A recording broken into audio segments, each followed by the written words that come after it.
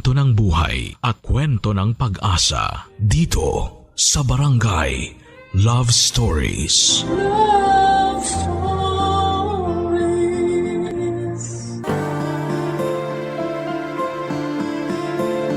Sa ating paglalakbay sa buhay, kaakibat na nito ang paggawa ng mga desisyon at sa mundong pinaiikot ng pagkakataon, ay may oras na nagtatanong tayo kung ano ang posibleng mangyari kapag iba ang pinili nating direksyon. Ikaw kabarangay, may mga pagkakamali ka ba sa buhay na gusto mong balikan at palitan? Dear Papa Dudut, magandang araw po sa inyong lahat na nakikinig ng Barangay Love Stories. Tawagin niyo na lamang po ako sa pangalang Jomar, 30 years old. Panganay ako sa 5 magkakapatid. Sa Agusan del Sur ako lumaki at doon na rin unang namulat sa iba't ibang hamon sa buhay. Dati po akong habal-habal driver, Papa Dudut. Ang kinikita ko noon ay pangsuporta sa nanay ko at sa mga nakababata kong kapatid na nag-aaral. Matagal na rin po kasing byuda si nanay kaya bilang panganay, naging obligasyon ko na ang tumulong sa kanila. Masasabi kong marangal ang pagiging driver pero aaminin ko na mahirap pa rin ang buhay dahil hindi sapat ang kinikita ko para makatikim ng kaunting kaginhawahan. Pero masaya naman ako sa trabaho ko lalo na't yon ang naging dahilan kaya kami nagkalapit ng babaeng matagal ko nang hinahangaan. Walang iba kundi si Ami, Papa Dudut. Araw-araw ko siya noong hinahatid sundo sa trabaho niya sa munisipyo. Bukod sa mataas ang pinag-aralan ni Ami ay may kaya rin ang pamilya niya. Retired Army ang ama at teacher naman ang kanyang ina. Sa totoo lang ay may kotse naman sila na pwedeng panghatid sa kanya pero mas pinili niyang sumakay sa motor pagpasok sa trabaho. At nalaman ko naman noon ang dahilan mula sa pinsan niyang si Badong. May gusto raw kasi sa akin si Ami. Kaya nung nalaman ko yon ay nagkaroon ako ng lakas ng loob para ligawan siya. Hindi naman niya ako pinahirapan dahil halos 1 buwan ko lang siyang niligawan. Hindi ako makapaniwala noon na mamahalin ako ng babaeng katulad niya. Kaya naman nagpasya na akong ipakilala siya sa pamilya ko. Mainit naman ang naging pagtanggap nila nang ipakilala ko siya bilang girlfriend ko, Papa Dudut. At dahil po doon ay naglakas loob na rin siya na ipakilala ko sa mga magulang niya. Ang kaso, tatay niya lang ang humarap sa akin ng mga panahong yon, Papa Dudut.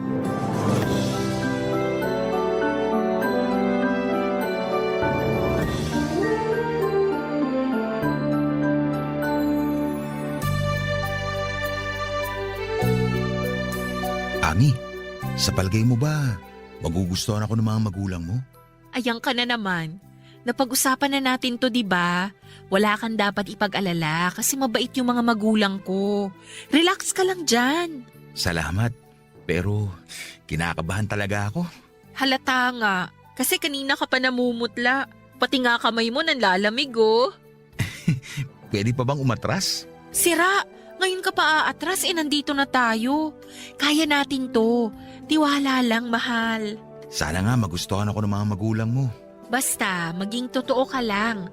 Sigurado ko na wala tayong magiging problema sa... Nandito na pala yung bisita natin. Magandang gabi po, sir. Magandang gabi rin sa'yo. Ikaw ba yung boyfriend ng anak ko? Opo. Kamusta po? Ayos lang, iho. Maupo ka. May gusto ka bang inumin o kainin? Magpapahanda ako. Wag na po. Okay lang po ako. Salamat po. Siya nga pala. Kilala ka raw ng misis ko. Napagkwentuhan ka namin kanina. Naging estudyante ka raw niya nung elementary. Tama ba? Opo. Naging teacher ko po si ma'am. Anong tinapos mo, iho? Pa! Bakit, Ami? Wala naman sigurong masama kung magtatanong ako tungkol sa buhay ng boyfriend mo. Hindi ba, Jomar? Ayos lang po. Oh, ano ngang natapos mo? Hindi po kasi ako nakapagtapos ng pag-aaral. Nung namatay po yung tatay ko, hindi na po ako kayang pag-aralin ni nanay. Kaya napilitan na po ako magtrabaho para makatulong sa mga gastusin at pangangailangan ng pamilya namin. Sayang naman, hindi ka nakatapos. Naikwento pa naman sa akin ni Mrs. na matalino ka raw at valedictorian pa nung graduate. Ano bang trabaho mo ngayon? Driver po ng habal-habal. Yan nga yung impormasyong nakarating sa akin na naghahabal-habal ka raw. Tatapatin na kita, iho. Hindi kita gusto para sa anak ko. Po? Nag-iisang anak lang namin si Ami at iba yung pinapangarap naming buhay para sa kanya. Dahil po ba driver lang ako kaya ayaw niyo sa akin? Wala akong masamang ibig sabihin, iho. Walang problema o issue sa akin yung mga kagaya mong driver. Kaya lang, syempre pagdating sa anak ko, gusto ko yung kahit paano may pagmamalaki naman. Pa, mabuting tao si Jomar. Saka nagmamahalan po kami. Ay, nagdesisyon na kami ng mama mo. Hindi namin susuportahan yung relasyon nyo. Anong mapapala mo sa kanya? Pa, wag niyo namang husgahan agad si Jomar. Masipag po siya at responsable. Mapagmahal din siya sa pamilya. Ayaw naming mapunta ka sa maling tao. Kaya sana, maintindihan mo kami ng mama mo. Hindi kayo bagay. Nakagraduate ka. May maayos na trabaho. Ano na lang sasabihin ng mga kakilala natin? Mas importante pa ba yung sasabihin ng ibang tao kaysa sa kaligayahan ko? Ano bang kaligayahan yung pinagsasasabi mo? Masaya po ako sa relasyon namin. Huwag nang matigas yung ulo mo. Sundin mo na lang kung ano yung gusto namin ng mama mo. Para sa'yo rin yon. Mahal ko po si Ami. Wala po ako masamang intensyon sa kanya, sir. Pa, wag naman sana nating paabutin sa ganito. Tao pong pumunta yung boyfriend ko rito. Nagpakilala siya sa inyo ng maayos. Kung totoong tao siya tulad ng sinasabi mo, edi sana hindi kanya niligawan sa kalsada. Kabastusan yon. Pasensya na po, sir, kung ganun yung nangyari. Kaya nga po ako nandito ngayon para bumawi. Bigyan niyo lang po ako ng pagkakataon para patunayan kung gaano ko kamahal si Ami. Hindi sapat yung pagmamahal para buhayin mo ng maayos ang anak ko. Kaya mo bang ibigay lahat ng pangangailangan niya? Magsisika po ako. Pagbubutihan ko po yung pagtatrabaho ko. Ha! Sa paghahabal-habal? Nagpapatawa ka ba? Pa, sobra na ho yan.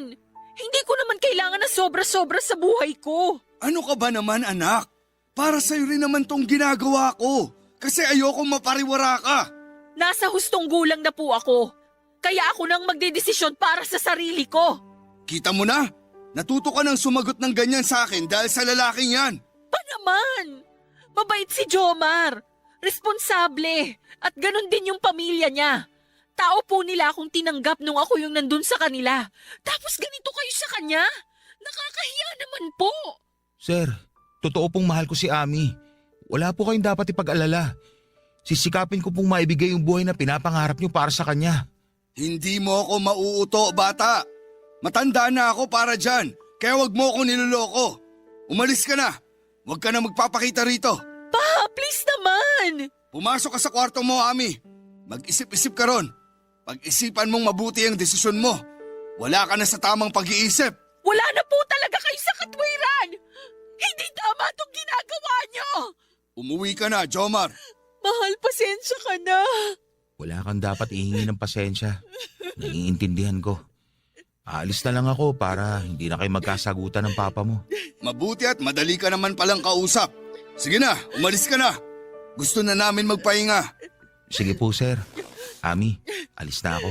Huwag ka nang magpaalam. Bilis, alis na! Papadudot nakaramdam ako ng panliliit sa sarili. Simula nang manggaling ako kina Ami. Naisip ko na parang totoo naman lahat ng mga sinabi ng tatay ni Ami tungkol sa kahihinatnan niya kapag ako ang nakatuluyan niya. Masakit at talagang napahiya ako noon, Papadudot. Alam kong hindi nila ako kayang ipagmalaki dahil sa buhay na meron ako.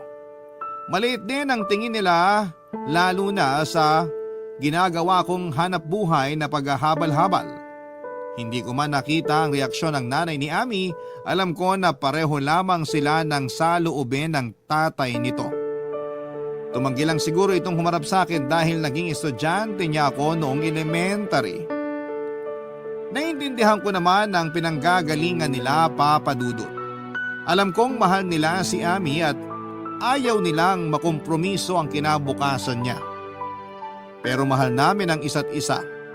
Napatunayan ko yon dahil handa niyang ipaglaban sa pamilya niya ang relasyon naming dalawa matapos ang araw na nagkausap kami ng tatay niya ay nagkikita pa rin kami ng patago.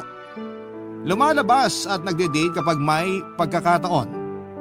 Pero makalipas lamang ang ilang araw ay bigla niya akong inayang magtanan, Papa Dudut. Nung una ay hindi ko nagustuhan ang balak niyang yon, ayaw ko masira siya sa mga magulang niya. Umiyak siya nang umiyak sa akin at noong sabihin niya na balak na siyang ipakasal ng mga magulang niya sa iba ay doon na ako pumayag sa gusto niya. Nagtanan kami at tumuloy sa isang maliit na kubo na pagmamay-ari ng tiyuhin ko sa kabilang bayan. Masaya naman kaming nagsama doon para kaming nagkaroon ng kalayaan, Papa Dudut.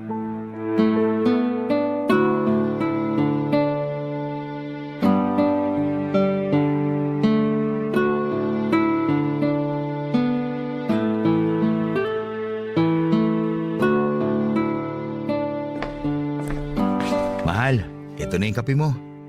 Salamat. Sobrang saya ko talaga na magkasama tayong dalawa sa isang bubong ngayon. Buti na lang naisipan mo magtanan tayo. Sana nga palagi tayong ganito, no? Yung ang kalmado lang, pakape-kape lang. Ang sarap ng bawat araw na kasama ka. Tama ka. Sana nga ganito lang palagi. Pero di ka ba talaga nagsisisi na sumama ka sa akin? Mukha ba akong nagsisisi? Malaki kasi sinakripisyo mo para sa akin. Iniwan mo pamilya mo, pati trabaho mo. Hindi ka ba nangihinayang sa mga bagay na nawala sa'yo? Ang drama mo ha? Alam mo namang mahal kita kaya wala kang dapat ipag-alala. Ito yung gusto ko. Yung ganito, kasama ka. Kaya enjoy na lang muna natin kung anong meron tayo ngayon. Salamat ah. Swerte ko talaga sa'yo. Mas maswerte ako sa'yo kasi alam kong mamahalin mo ko habang buhay. Saka hindi ko muna iniisip yung trabahong iniwan ko sa ngayon. Makakahanap pa naman ulit ako ng iba. Ang importante ngayon, magkasama tayo at patutunayan natin kina mama at papa na mali sila na husgahan ka. Pero totoo naman kasi yung mga sinabi nila. Maliit lang yung kinikita ko bilang isang... Shh! Mahal kita. Kahit gaano pa kaliit yung kinikita mo, okay? Ano yun? Parang may humintong sasakyan sa labas. Oo nga ah. Parang nagmamadali. Dito ka lang ha. Sisilipin ko lang sa bintana.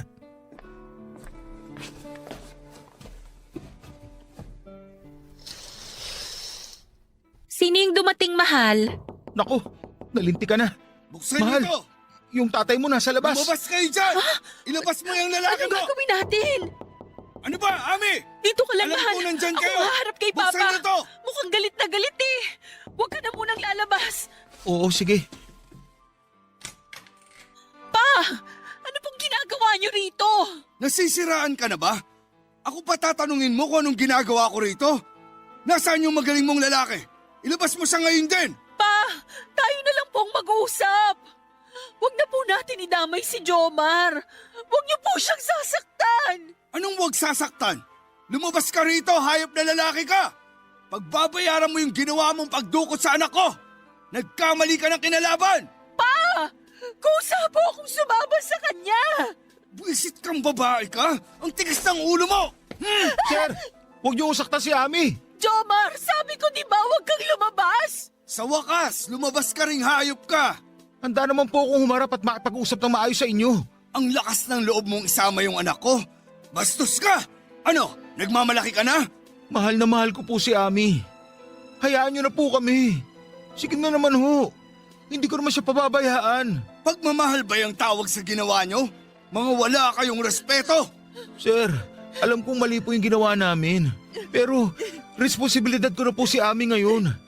Nasa hustong gulang na po kami at hindi niyo na po kami pwedeng diktahan. Tigas din naman talaga ng mukha mo no? Sige, tingnan ko lang kung kaya mo pa rin akong yabangan pag kinasuhan na kita.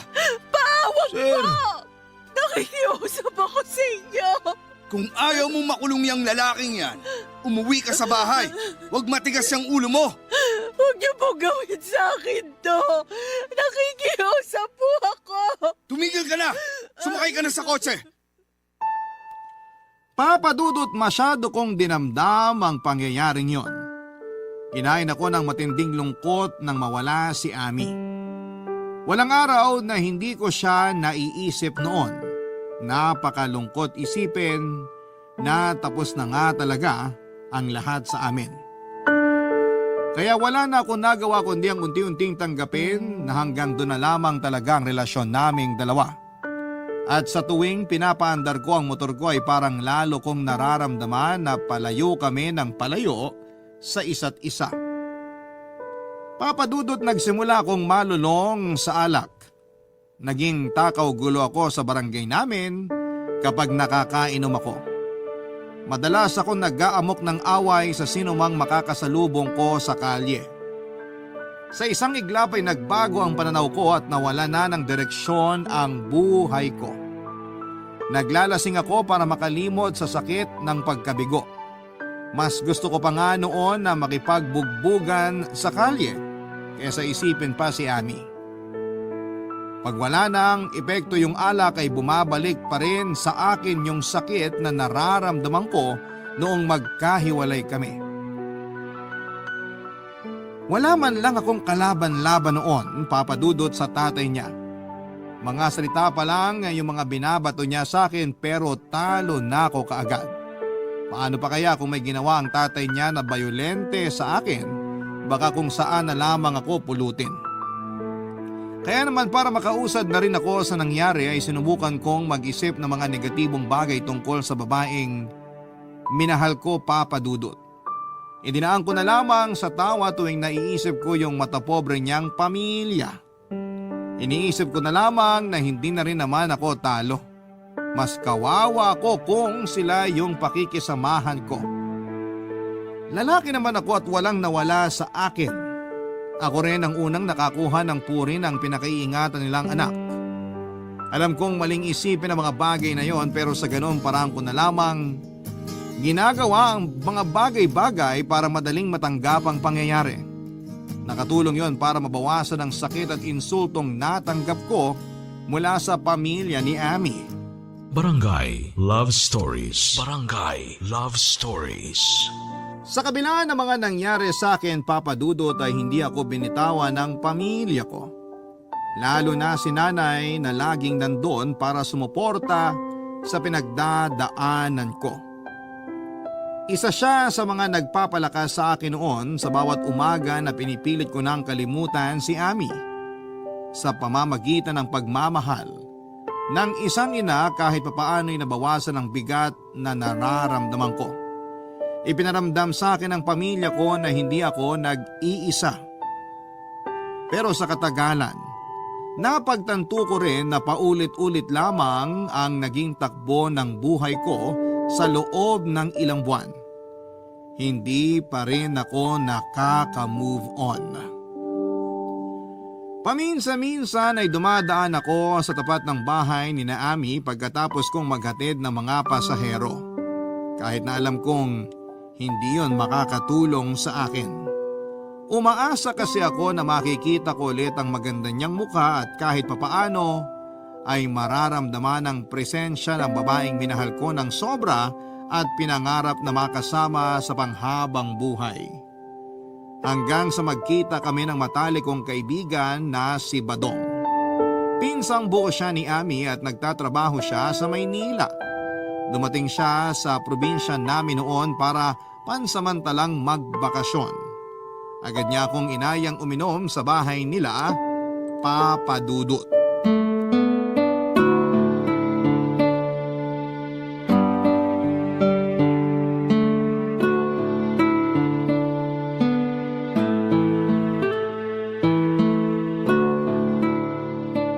Grabe pare, na-miss kita. Tagal din natin di nakapagkwentuhan ha. Oo nga eh. Mas masarap talaga kwentuhan pag may espiritu ng alak. Kaya nga pinaghandaan ko to eh. 2 bote agad. Ay, teka. Kumusta ka nga pala rito? Eto, okay naman.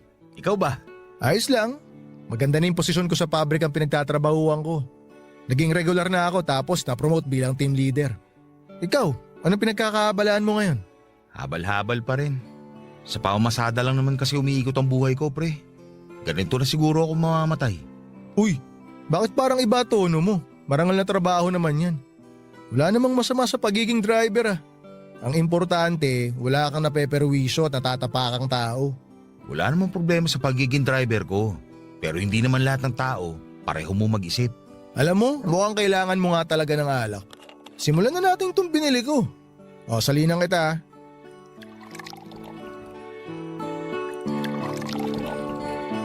O, tikman mo yan pare. Salamat. O, cheers!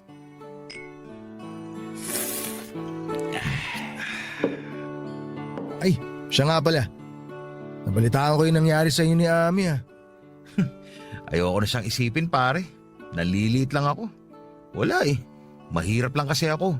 Tsaka matagal ko na rin siyang hindi nakikita. Bakit? Di mo pa ba alam? Ang alin? Ikinasal na si Ami. Yung naging asawa niya, anak ng kumpare ni Tito na isa ring sundalo. Sa Maynila na sila nakatira ngayon. Grabe ka naman magbiro, pare. Totoo yung sinabi ko. Ikinasal na sa iba si Ami. Pumayag siya. Wala naman siya magagawa eh. Para namang di mo alam yung sitwasyon niya. Sus, sabihin mo, ginusto niya rin yun. Ganun ba yun? Pero alam mo naman yung totoo, di ba? Mahal na mahal ka niya. Mahal nga, pero nag-asawa na siya. Anong laban ko dun? Eh, wala ka na talagang pagpipilian kundi kalimutan na yung pinsang ko. Ano pa nga ba? Itagay na lang natin yan. Ay, nakakalungkot talaga yung kinahinat na ng love story niyo. Sayang. Kaya nga eh. Kahit pala araw-araw ako dumaan doon sa kanila, hindi ko na talaga siya makikita. Ay, okay lang. Masakit pero ganun talaga. Pinagtagpo lang kami pero hindi tinadhana. Baluktot talaga yung katuwiran ni na Tito eh. Kawawa naman yung pinsang ko. Kawawa talaga. Ganun kasi sila. Porke may mga pinag-aralan, pakiramdam nila sila na yung batas. Dapat sila na yung palaging nasusunod. Hayaan na natin sila kung doon sila masaya. Sa bagay, tama ka naman. Mas mabuting ipaubaya mo na lang sa bote ng alak lahat ng problema mo. Ay, ang hirap talaga maging mahirap. O siya, tagay na. Oh, cheers! Ay nga pala pare, ba't di mo subukan magtrabaho sa Maynila? Maraming mga oportunidad dun at marami ring magagandang babae. Talaga? Oo pare, para makamove on ka na. Alam mo namang sanggang dikit tayo eh, di ba? Ako bahala sa'yo ron, tutulungan kita. Eh, okay naman sana kaso hindi naman babae yung magiging dahilan ng paglimot ko. Alam mo kung dito ka lang, paulit-ulit mo lang babalikan lahat ng nakaraan nyo. Sino naman may sabi sa'yo nun? Nakalimutan ko na nga siya, pinaalala mo lang. Ay, tagay na nga lang tayo. Sige, magpakalasing tayo. Para sa tunay na pagkakaibigan. Tama, para sa tunay na pagkakaibigan. Isang tagay para sa paglimot kay Ami. At isang tagay sa pagsama mo sa akin sa Maynila. Pag-iisipan ko pa. Ikaw talaga. Dahil sa mga nalaman ko kay Badong ay nagpa siya kong tuluyan ng alisin na sa puso't isipan ko ang pinakamamahal kong babae, Papa Dudut. Doon ko napagtanto na kailangan kong harapin ang katotohanan na hindi talaga kami para sa isa't isa. Kailangan ko nang palayain ang sarili ko sa nakaraan naming dalawa at isa nga sa mga naisip kong paraan ang pagbaling ng atensyon ko sa iba't ibang babae.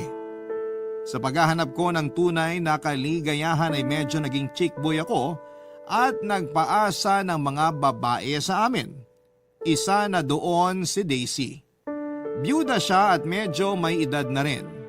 Minsan ko na kasi siyang nakasama sa inuman at noong nalasing ako, doon niya ako inuwi sa bahay nila at may nangyari sa aming dalawa. Simula noon ay hindi na niya ako nilubayan. Nagawa pa niyang kusang magpunta sa bahay namin para ipakilala ang sarili niya. Hindi ko inaasahan na gagawin niya ang bagay na yon dahil wala naman akong balak na seryosohin siya. Pero ang mas hindi ko napaghandaan ay noong magustuhan siya ng nanay ko para sa akin kahit na halos hindi nalalayo ang edad nilang dalawa. Hindi may pagkakaila na mabuti siyang tao, maalalahanin at mapagbigay. Palagi pa nga siyang nagdadala ng ulam sa bahay at nakikipagkwentuhan kay nanay. Sa bawat pagkakataon na magkasama sila ng nanay ko ay unti-unti silang nagkaroon ng espesyal na koneksyon. Hanggang sa dumating na nga po ang kinakatakutan ko noon. Direktang sinabi sa akin ni nanay na bagay kami at si Daisy na nga ang gusto niyang mapangasawa ko. Siyempre hindi ako pumayag, wala namang kasing makakapagdigta sa puso ko kung sino ang dapat kong mahalin noon, Papa Dudut.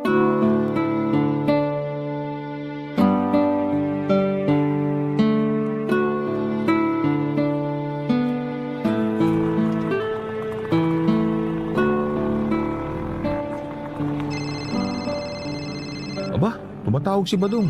Bakit kaya? Uy pre, kamusta na? Tagal na nating di nag-uusap ah. Ayos lang. Pasensya na kung ngayon lang ulit ako nagparamdam ha. Kumusta ka na ba? Okay lang ako. Mabuti tumawag ka. Bakit? Miss mo na ako? Medyo. Kailan ba uuwi dito sa atin? Alam mo bang tinigilan ko na yung pag-iinom? Napapahamak ako eh. Kaya nga Mabuti naman at tinigilan mo na. Teka pare, balita ko, may asawa ka na kaya napatawag ako. Nangasar ka ba? Oh, pikon agad? Alam mo, kung mangasar ka lang, mas mabuti pang ibaba mo na tong tawag mo. Eto naman ang init agad ng ulo May nabalitaan lang naman kasi ko. Kaya gusto kong kumpirmahin kung totoo o hindi. Hindi. Bilis sumagot Hindi nga. Ano ba talaga? Bakit ayaw mo magkwento? Bangungot yun, ayoko nang maalala. Sino ba kasi yung tinutukoy mo? Balita ko, Daisy raw yung pangalan Ilang Daisy ba yung kilala mo dito sa baryo natin? Sa pagkakaalam ko, isang naman Daisy dyan sa atin. Teka, anak ka ng... Huwag mo sabihin yung tinutukoy mo yung biyuda ron sa may kanto. Oo! Ano nangyari, pare? Grabe, lakas ng kamandag mo Si Raulo, wala yun. Wala ako interes sa babaeng yun. Ang tanda-tanda na pustiso pa ang ngipin. Gumaganyan ka pa pero balita ako, pinatulan mo raw kahit postisong ngipin. Tanong ka pa ng tanong mukhang alam mo na naman lahat. Niloloko mo ba ako? Bakit ba kasi pinatos mo yun, pre? Wala ka na bang ibang babae dyan?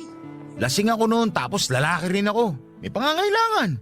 Kusa siya nagpatuka, kaya yun. Alam nga namang tanggihan ko. Sabi ko na nga, be. Nakahanap ka tuloy ng katapat mo. Huwag ka namang asar dyan. Siya nga pala, pwede ba ako humingi ng pabor? Ano yun?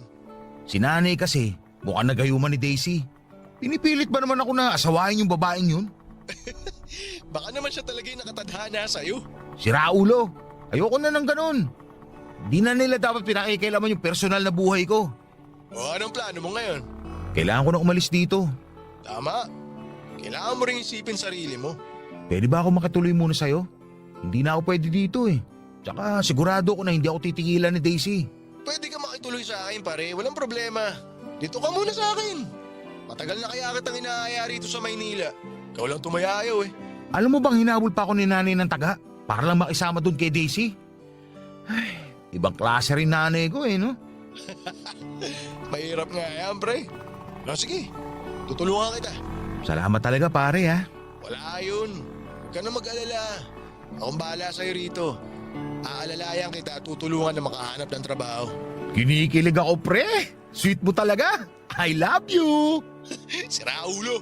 Salamat ulit Hindi ko tuloy alam kung saan ako pupulutin kung wala ka. Ano ka ba? Maliit na bagay lang yun. Kailan mo nga pala balak lumawas? Sa lalong madaling panahon. Baka pag nagtagal pa ako dito tuluyan na ako mataga ng nanay ko. Papa Dudut, sa takot ko na mapikot ni Daisy ay lumayas ako at nagpunta kaagad sa Maynila. Akala ko naman noong una ay magiging madali lang ang buhay doon. Pero hindi ko akalain na mas mahirap pa pala ang magiging buhay ko kesa noong nasa probinsya pa ako. Dahil bagong salta lamang ako ay nagsimula ako sa mga pinakamahirap na trabaho. Nagkataon kasi na wala ng bakante sa pabrikang pinagtatrabahuhan ni Badong nang dumating ako doon. Nakapasok ako noon sa isang warehouse ng harina bilang isang kargador. Mabigat ang naging trabaho ko. Madalian ang kilos at hindi pwede ang lalamya-lamya. Hindi ako itinuring na baguhan at kailangan kong makipagsabayan sa mga dati ng kargador doon para kumita. 2 o 3 sako ng harina ang kailangang buhatin sa isang karga. Hindi kasi pwedeng isa lamang dahil masyado raw mabagal kapag ganon. Mahirap at sobrang nakakapagod pero kailangan kong tapatan yon ng sipag at tiyaga. Pero sa katagalan ay nagkasakit ako sa baga. 6 na buwan akong naggagamot noon. Mabuti na lamang dahil hindi ako pinabayaan ng kaibigan kong si Badong, lalo na noong wala na ako, Papa Dudut. Agad naman ako naghanap ng trabaho nang makasiguradong ayos na ako. At sa kagustuhan kong makahanap ng mas magandang oportunidad, ay nag-apply ako sa isang grocery store na foreigner ang may-ari. Naging bagger ako. Mas magaan at mas komportable kesa sa pagkarga ng mga sako ng harina.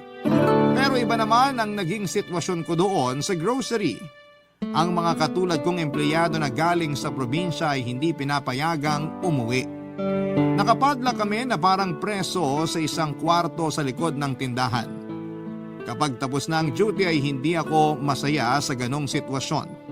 Tapos ay mababa pa ang sinasahod.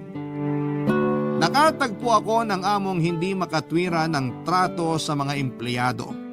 Nagtagal din naman po ako ng halos 1 taon doon, ngunit nang magkaroon ako ng pagkakataon na umalis, ay hindi ko na yon pinalampas. Lumayas ako at hindi na bumalik pa sa trabaho kong yon, Papa Dudut. Hindi naman nagtagal ay natagpuan ko ang sarili ko bilang security guard sa isang maayos na agency. At sa pagtanggap sa trabahong yon ay doon nagsimulang magbago ang takbo ng buhay ko.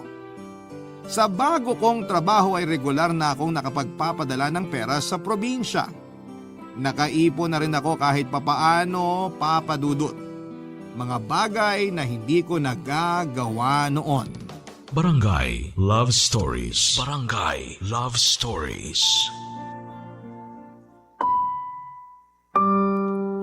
Papa Dudut, pagkalipas po ng halos 3 taon ay nagsilbing bagong yugto ang pagkakaroon ko ng maayos na hanap buhay. At sa mga taon na lumipas ay natutunan kong mas maging matatag at maging palaban sa mga pagsubok ng may tapang at determinasyon. Nagsumikap ako para mas lalo pang gumanda ang buhay ko. Tuluyan ko na rin pong ibinaon sa limot ang nakaraan ko at yung panghuhusga ng pamilya ni Amy. Unti-unti na rin akong nakaluwag at naging kampante nang hindi na ako mapapahiya sa susunod na sumubok akong magmahal muli. At sa 3 taon nga na lumipas ay nadestino ako sa Laguna sa isang pabrika ng gatas. Medyo mas malaki ang responsibilidad na nakaatang sa akin doon dahil na-promote ako bilang OIC at hawak ko ang 30 gwardya. Sa bago kong tungkulin ay kailangan akong may matatag na liderato at integridad dahil sa amin nakasalalay ang security. Hindi lamang ng pabrika kundi lahat ng mga taong nagtatrabaho doon. Ang promosyon ko sa trabaho ay isang biyaya at patunay na kapag may dedikasyon sa ginagawa ay magpapatuloy ang pag-unlad bilang isang individual. Sa kabila ng magagandang nangyari sa akin, yung inaakala ko na nakalimutan ko na si Amy ay hindi pa pala. Dumating ang isang araw na tumawag si Badong at sinabing bibisitahin niya ako sa Laguna. May mahalaga daw siyang sasabihin tungkol sa pinsan niya. Pinilit ko siyang sabihin yon noong tumawag siya pero saka na lang daw kapag nagkita na kami ng personal, Papa Dudut.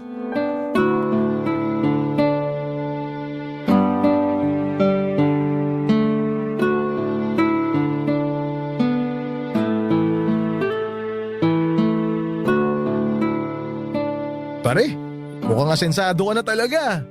Ikaw na nag-aayang uminom. Pero alam mo na po nako, medyo hindi ka na namamansin kahit sa chat lang ha. Hindi naman. Medyo naging busy lang sa trabaho. Ikaw, anong bago sa'yo? Eto, busy pa rin sa trabaho. Alam mo pare, malapit na ako mag-asawa. Talaga? Aba, magandang balita yan. Kaya nga sa wakas nakabingwit din. Mabuti at malalagay ka na sa tahimik. Seryoso pare, tahimik talaga. Parang hinahatid mo na ako sa hukay Ang arte mo, binibiro ka lang. Alam ko naman nagbibiro ka lang. Nga pala, ano ba trabaho mo rito? Security OIC na ako. Aba, astig pre Congrats. Salamat. Pero hindi ko mararating yun kundi dahil sa'yo. Tatanungin kong utang na loob lahat ng tulong mo sa akin. No ka ba, maliit na bagay lang yun. Sa totoo lang, nahihiya nga ako sa'yo Kasi di ko natupad yung trabaho na ipinangako ko sa'yo nung pumunta ka ng Maynila. May dahilan naman kung bakit nangyari yon. Tingnan mo, kaya siguro hindi ako nakapasok sa pabrikang pinagtatrabahuhan mo kasi para talaga ako sa pagiging security personnel. Totoo yung sinabi mo, pre. Paano yan? Di naniniwala ka na ngayon sa tadhana. Ay nako, uminom ka na nga lang. Pero itong inuupahan mo, maganda Pwede ba ako lumipat dito? Aba, pwede. Siya nga pala, may nakukursunadahan ako na office staff sa pabrikang binabantayan ko. Aba, ayos yan. Medyo nag-aalangan ako kaya hindi pa ako makapagtapat. Para bang natroma na ako. Yung pinsan mo nga pala, kamusta? Marami na sigurong anak no? Si Ami? Oh, bakit naman ganyan reaksyon mo? May nangyari kasi sa kanya. Nasiraan ng bait, pre. Tapos bigla na lang daw nawala. May kakilala kami na nakakita sa kanya. Namukhaan daw niya si Ami. Anong ibig mong sabihin na nasiraan ng bait? Ano nangyari sa kanya? Ayun, minalasan na pangasawa. Lagi daw binubugbog. May sayad yata yung utak ng lalaking yun Kawawa naman pala siya. Akala ko pa naman magiging maganda ang buhay niya nung nagkahiwalay kami. Akala ko nga rin Naku, sinasaktan pa rin siya kahit nung bagong panganak pa lang siya. Walang hiya yun Bakit siya pinabayaan ng mga magulang niya? Akala ko ba ayaw nilang mapariwara ang buhay ni Ami? Nung malaman ni na Tito yung nangyayari sa kanya, binawi nila si Ami. Ayun, inuwi na sa atin kaso pati pag-iisip niya naapektuhan na Hindi ba nila sinubukan ipagamot? Pinagamot, kaso wala namang pagbabago sa kalagayan niya. Mas lalo ngang lumala Madalas daw nawawala tapos nagpapagala-gala na lang. Balita ko, di pa rin nakakauwi si Ami sa kanila hanggang ngayon. Di pa rin siya nahahanap. Pasensya ka na Hindi ko naman sinasabi na dapat lang mangyari kay Ami yun. Kasi wala naman siya kasalanan. Hindi tamang siya'y managot sa kasalanan ng magulang niya. Pero hindi kaya ito yung karma nila? Kung hindi sana siya pinilit magpakasal doon sa lalaking yun, di sana maayos pa siya ngayon. Di lang naman ikaw ang nagsabi niyan. Halos lahat ng taga ron sa atin, yan din na sinasabi. Ay, may sasabihin nga pala ako sa'yo pare. Mas importante to. May mas matindi ka pang revelasyon bukod kay Ami? Oo. Kailan ko lang din kasi nalaman kaya ngayon ko palang masasabi sa'yo. O pare, makinig ka mabuti Kayong dalawa ni Ami, may anak pala kayo. Nagbibiro ka ba? Di ako nagbibiro. Buntis si Ami nung maghiwalay kayo. Nalaman ko to sa mga kamag-anak namin. Totoong may anak ka na pare. Kamukhang kamukha mo nga raw yung bata Teka, nasan yung bata? Nasan yung anak ko? Inaalagaan ni na Tito sa probinsya. Pwede ko ba siya makita? Pwede siguro kasi sila naman yung nakiusap sa akin na ipaalam sa'yo na may anak kayo ni Ami. Uuwi ako pare. Gusto kong makita at makilala yung anak ko. Gusto mo samahan kita? Hindi na. Asikasuhin mo na lang yung nalalapit mong kasal. Ako nang bahala ron. Salamat sa mga binalita mo pare.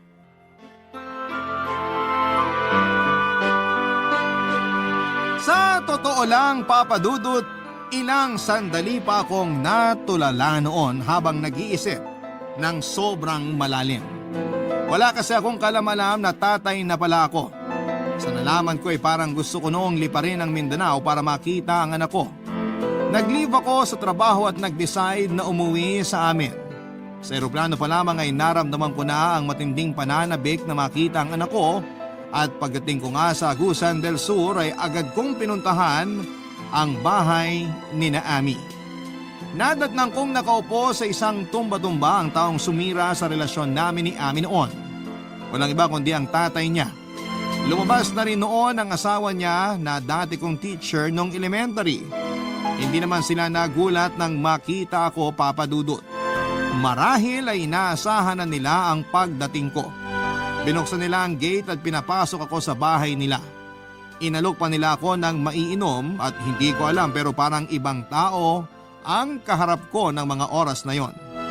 Ibang-iba sa ugali na ipinakita ng tatay ni Ami sa akin noong magkarelasyon pa kami ng anak nila. Ipinakilala nila sa akin ang anak ko. Kenneth ang ipinangalan sa kanya. Totoo nga na para kaming pinagbiyak na bunga. Anak ko nga siya, Papa Dudut. Nag-usap kami ng tatay ni Ami at nakiusap sila na huwag ko raw sanang ilayo sa kanila ang bata. Hiniling nila na sila pa rin ang mag-alaga sa anak ko. Hindi naman daw nila ipagkakait na makilala ako ni Kenneth bilang isang ama. Gusto lang daw nilang makabawi sa anak nila kahit na ganong paraan man lang. Nangako naman ako na hindi ko pababayaan ang anak ko pagdating sa sustento. Nung una ay ayaw nilang pumayag dahil nahihiya daw sila sa akin. Pero sinabi kong hayaan nila ako na gawin ang responsibilidad ko bilang isang ama sa anak kong si Kenneth. Nanatili ako sa probinsya namin ng ilang araw. Sinulit ko talaga ang bakasyong yon kasama ang anak ko at ang pamilya ko. Isa pa ay namiss ko rin ang lugar namin, Papa Dudut. Hanggang sa naisipan ko ngang tumambay sa ilog, kung saan kami unang laging namamasyal ni Ami.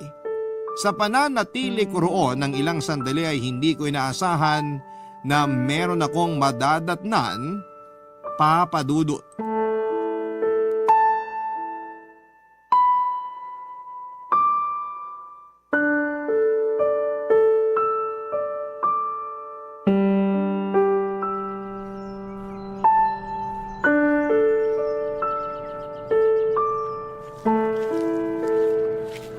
Ami?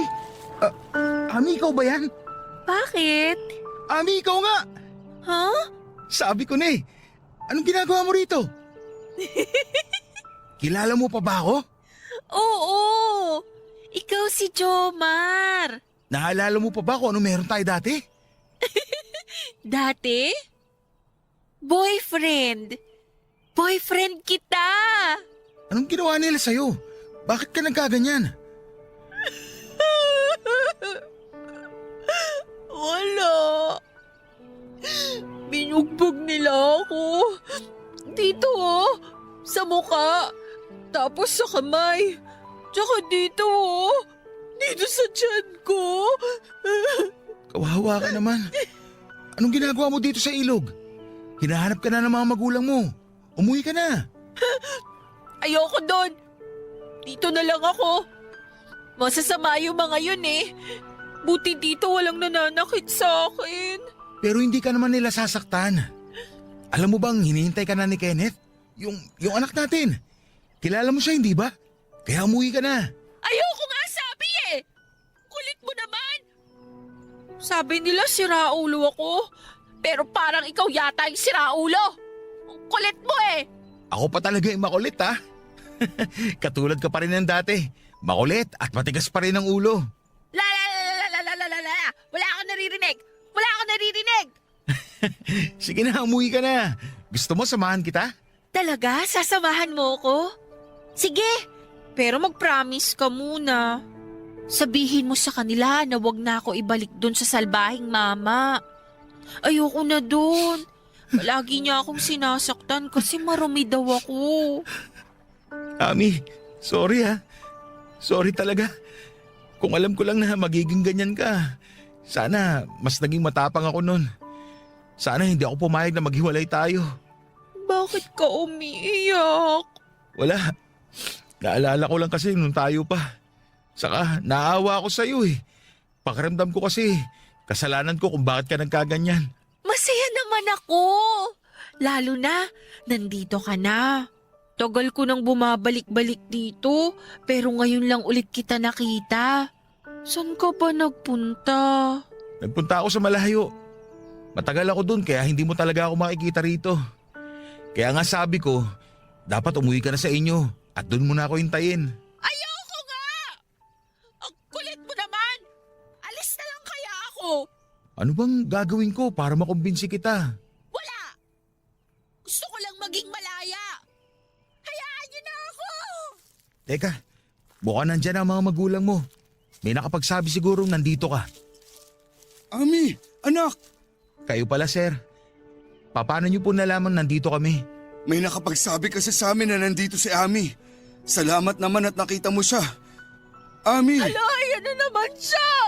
uwi ka na anak. Hinihintay ka na ng mama mo. Ayoko! Anak, parang awa mo na. Umuwi na tayo. Akin na yung kamay mo at aalalayan kita. Bitawan niyo ako! Huwag niyo ako hawakan! Umuwi ka kung gusto mo! Hindi ka ligtas dito. Baka kumapano ka. Ayoko nga sumama sa'yo! Makaalis na nga! May kalbong makulit dito!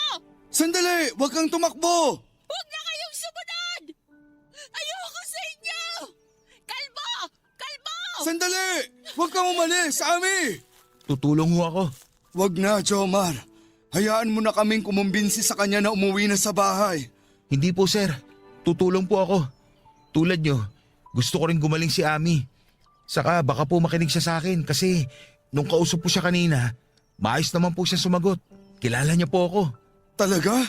Kaso nakakahiya sa'yo, iho. Wala po yun. Wala kayong dapat na ikahiya. Gagawin ko to para sa anak namin. Gagawin mo talaga? Opo, kailangan gumaling ni Ami para sa anak namin. Ay, tama ka, iho. Siya nga pala, gusto ko sanang humingi ng pasensya sa lahat ng nagawa ko sa'yo. Sa inyo ni Ami. Hayaan niyo na ho yun. Pinagsisihan ko lahat na nangyari. Kung hindi sana kita noon hinusgahan, maayos sana yung naging buhay niya. Wala na po tayong magagawa. Nangyari na po eh. Pero matagal ko na kayong pinatawad. Basta po, ang importante, maiuwi niyo si Ami. Sana nga gumaling pa siya. Gusto kong makabawi sa anak ko. Ipagdarasal ko rin po na mangyari yan.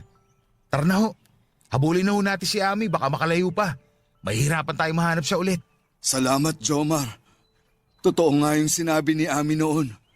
Mabuti kang ang tao.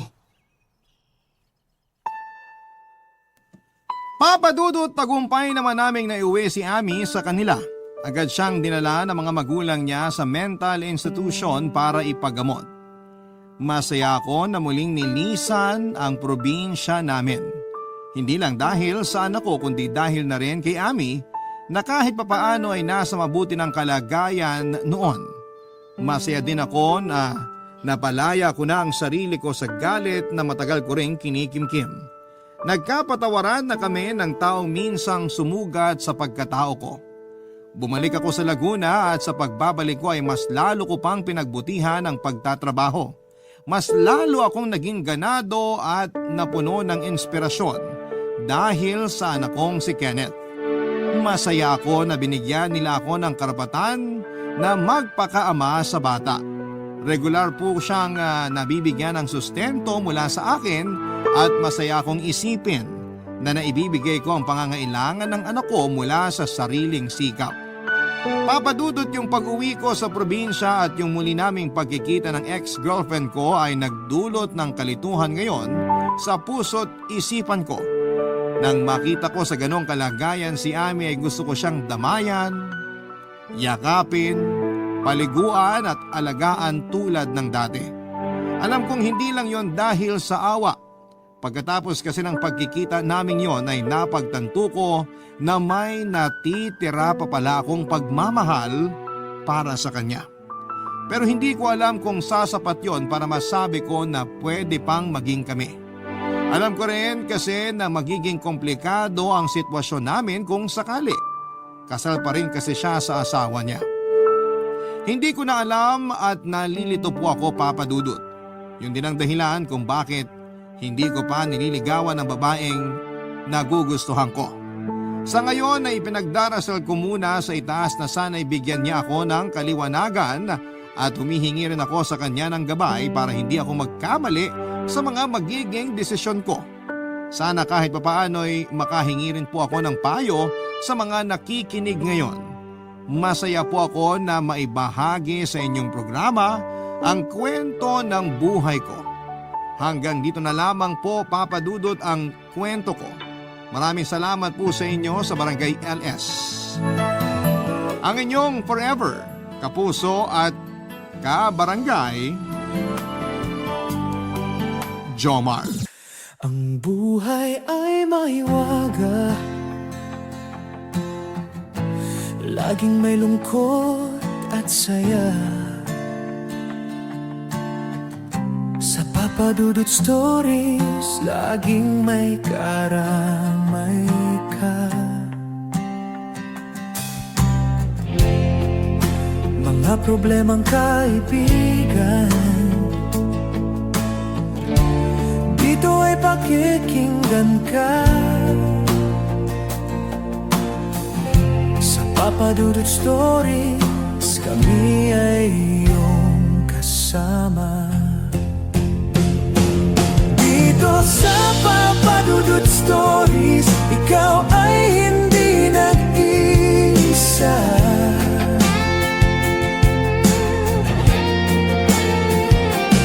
Dito sa Papa Dudut Stories, may nagmamahal sa'yo.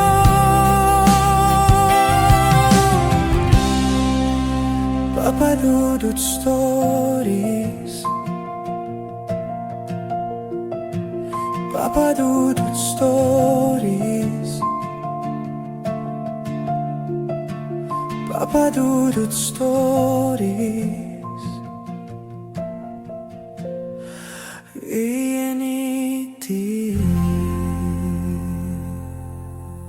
Dito sa Papa. Ang sabi ng mga matatanda, ang pagkabirhen daw ng babae ang pinakamagandang regalo na pwedeng maibigay niya sa kanyang mapapangasawa. Huwag raw itong ibibigay ng basta-basta dahil tanda raw ito ng pagpapahalaga sa sarili. Ikaw kapuso, sinusunod mo ba ang sinasabi ng matatanda?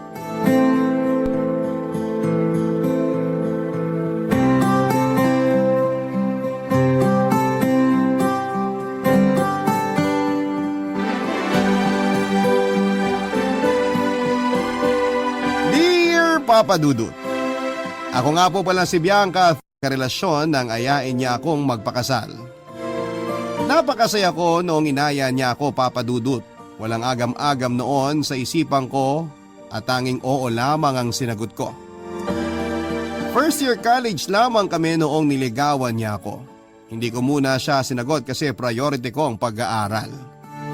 Nagtiyaga naman siya sa akin at nung una akala ko ay susukuan na niya ako dahil ilang taon siyang maghihintay. Pero nabilib ako sa kanya dahil hindi niya tinigil ang panliligaw sa akin. Sa mismong graduation namin ay sinagot ko siya, Papa Dudut. Nakita ko kung gaano siya kasaya.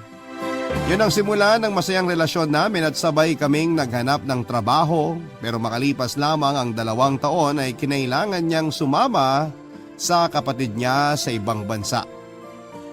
Nakipaghiwalay ako sa kanya bago siya umalis papunta sa ibang bansa. Sinabi ko sa kanya na baka hindi ko kayanin na hindi siya makasama. Hindi naman siya pumayag. Inassure niya ako na hindi masisira ng distansya ang relasyon naming dalawa. Kumapit ako noon sa pangako niyang mag-iipon lang siya para balang araw ay mapakasalan na niya ako. Siniguro niyang may magandang future ako sa kanya at ang mga magiging anak namin. Yan ang isang bagay na nagustuhan ko sa kanya, Papa Dudut. Kaya naman kinaya ko ang LDR dahil wala naman akong ibang nakikitang ibang mamahalin kundi siya lamang. Oo, at naging mahirap ang simula pero nakayanan naming pareho. Hanggang isang araw ay inaya na niya ako magpakasal at yun na marahil ang simula ng totoong happy ending namin.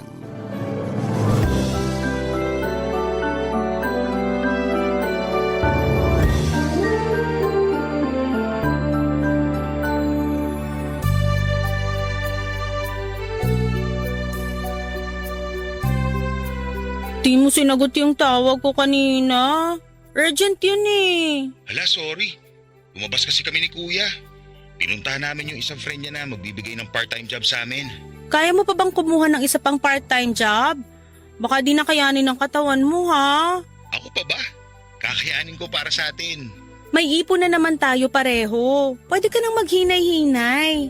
Hindi pwede. Mukhang mapapagastos ako sa kasal natin eh.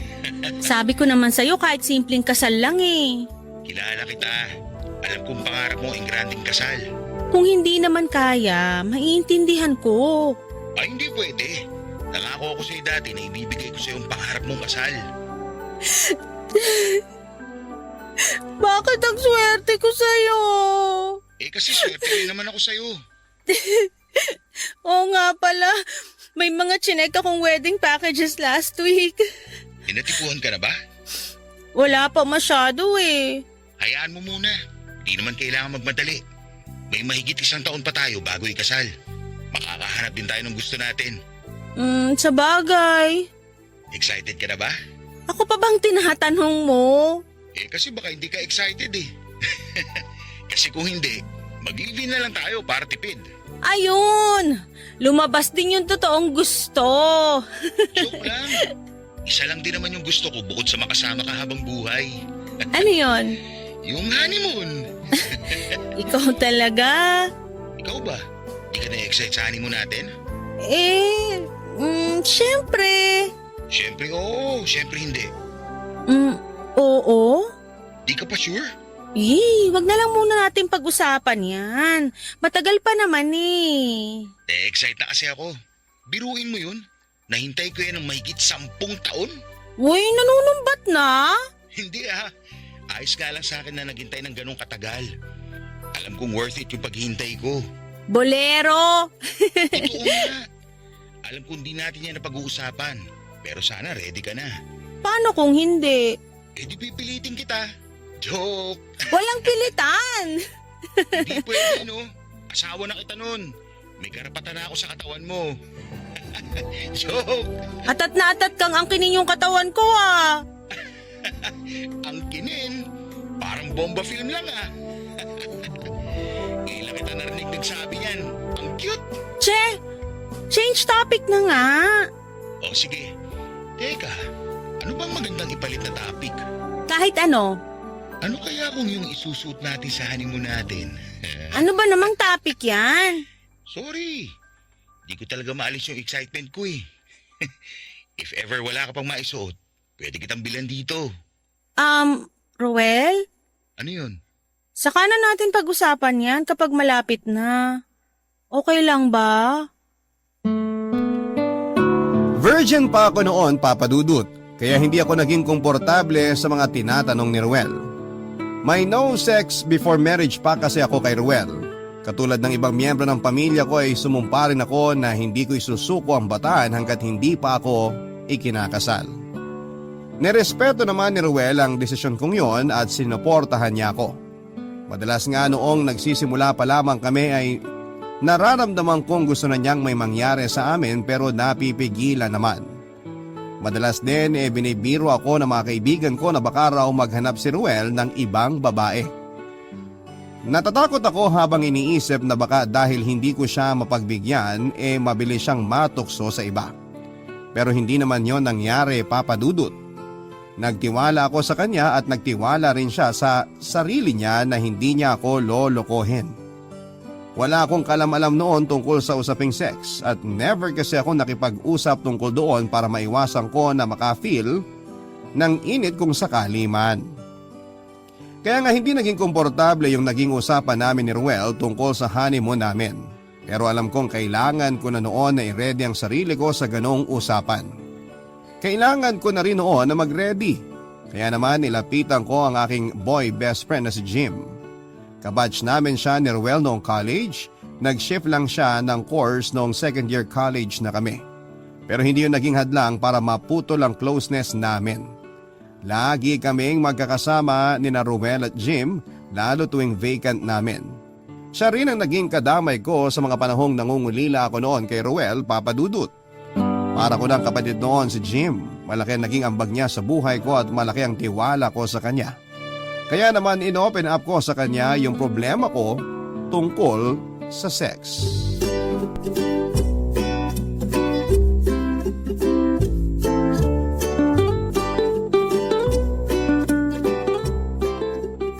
Mukhang seryoso ka. May problema eh. Buntis ka? Tangik, paano mabubuntis eh? Ano nga? Ah, oo nga pala. Virgin ka pa. Bigay mo na kasi. Asik naman ganun kadali yun, no? Madali lang. Tapos masarap. Ay, mali yata ako ng nilapitang tao. At least, inacknowledge mong tao pala ako. Aalis na nga ako? Sige nga, umalis ka nga. Nakakainis to. Kilala na kita. Hirap ka mag-walkout kasi nahihiya ka. Kaya nga sa'yo ko lumapit eh. Kasi kilalang kilala mo na ako. Ano bang problema? Alam mo namang engaged na kami ni Ruel, di ba? Oh, Ay, di ko alam paano to sisimulan. Nakakahiya kasi eh. sa akin ka pa nahiya. Ang tagal na natin magkaibigan. Dali na, habang wala pa yung kaano ko. Anong kaano? Basta, alam mo na yun. Yung tungkol sa ano? Yung problema ko. Ah, sex? Matutulungan mo ba ako? Hoy, inaaya mo ba ako? Ayoko ah. Mag-walkout ka na lang kaysa matikman mo ang sariwa kong katawan. Ano bang sariwa dyan? Lamog na lamog ka na. Aray ko naman. Ay, natatakot ako eh. Sa sex? Kay Ruel. Sobrang halimo ba ni Roel sa kama para matakot ka? Uy, hindi naman yun. Kasi alam mo naman na wala pa akong karanasan dun. Walang-wala akong alam. Gusto mong turuan kita? Uy, loko, hindi. Eh ano? Palakasin mo yung loob ko. Bianca, lakasan mo ang loob mo. Para ka namang nakakaloko eh. Ay, yun nga, natatakot kasi ko. Baka magkamali ako sa unang ano namin. Normal lang naman yan. Kakabahan ka talaga kasi di mo alam yung gagawin mo. Di mo alam kung ano yung pwesto mo. O kaya di mo alam kung masasatisfy mo ba siya o masasatisfy ka niya. Ayun na nga eh. Alam mo naman ako kapag kabado, pumapalpak yung ginagawa ko. Aalalayan ka naman siguro ni Roel. Kalma ka lang. E paano yan? Parehas kaming walang alam tungkol sa ano. Sa sex. Siya walang alam. Malabo. Lo, may experience na kaya siya? Di nyo ba napag-uusapan? Isang beses lang kami nag-usap tungkol sa honeymoon namin. Ang awkward nga eh. Dapat kasi kahit papano, pinag-uusapan nyo na yan. Baka lang kasi matukso kami kapag pinag-usapan namin lagi. Wala naman ako sinabing palagi. Ano yan? Ulam lang para kailangan pag-usapan lagi? Alam mo Bianca, sakalang masasagot lahat ng tanong mo sa mismong araw o gabi na may mangyayari na sa inyo. Kaya sa ngayon, chill ka lang. Huwag mo munang problemahin yung isang bagay na wala pa naman. Ang dali lang kasing sabihin sa'yo, palibasa, expert ka na. Pero bago ko naging expert, naging katulad mo rin ako, no? Eh anong ginawa mo?